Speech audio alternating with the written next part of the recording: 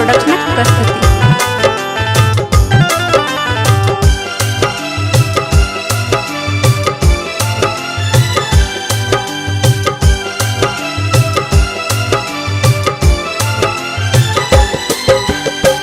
देखियो नयन उघारी है मैया, पुत्र अहाँ के सब ठार है। देखियो नयन उघारी है मैया, पुत्र अहाँ के सब ठार है। देखियो नयन उघारी है मैया।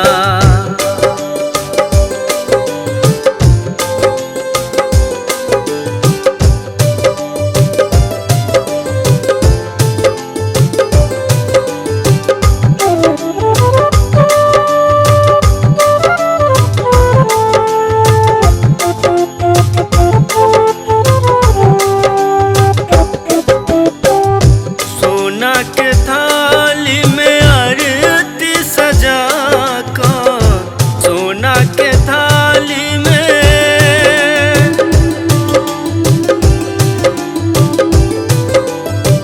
सोना के थाली में आरती सजा कर, करती सबहि गुणगान है। शांति कलश अहाँ के भवन में, आशा के दीप हमार है। देखियो नयन उघारी है मैया, पुत्र अहाँ के सब ठार है। देखियो नयन उघारी है मैया।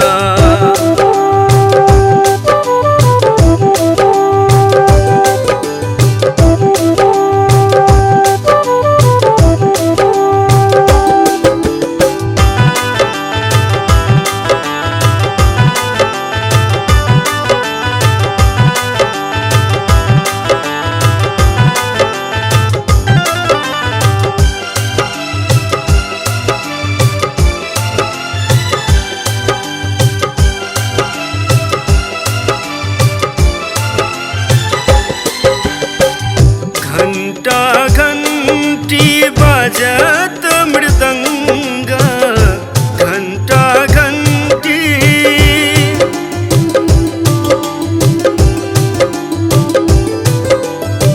घंटा घंटी बजत मृदंग, महकत चारु दिस धूप है।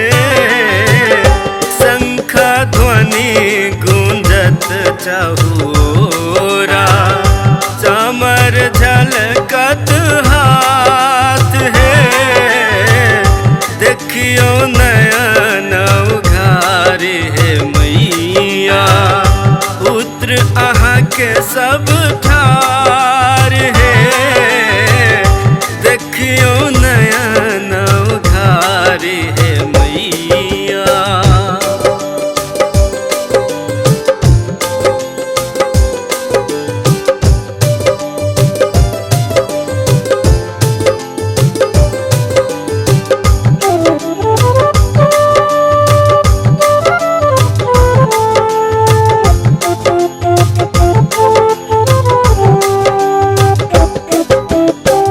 टक टक सब जन ही के निहारती, टक टक सब जन,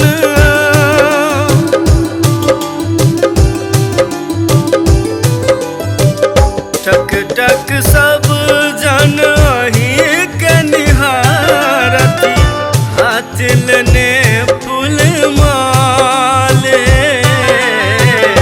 नूर भरल सब हक नयनन में, आचर दियहु पसारी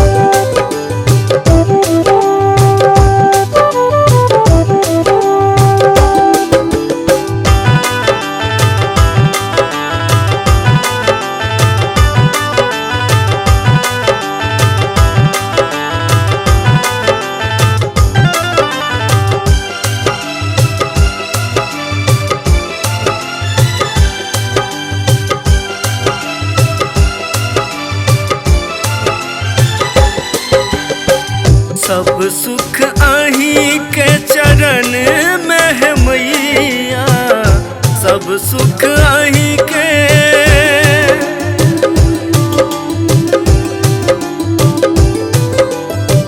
सब सुख अहीं के चरण में है मैया, आहाँ बिना जग सून है। आशीर्वाद दियो सबही के, दियो हुआ भय वरदान है।